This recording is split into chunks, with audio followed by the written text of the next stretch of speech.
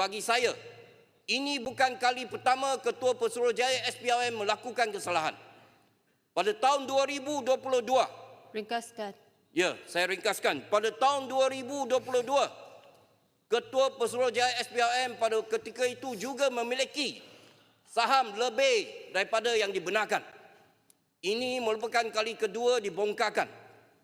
Jadi, saya minta supaya kerajaan mengambil tindakan yang tegas. Azam Baki perlu letak jawatan.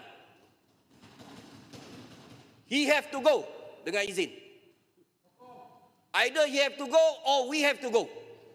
He go or we go. Itu adalah pesanan saya.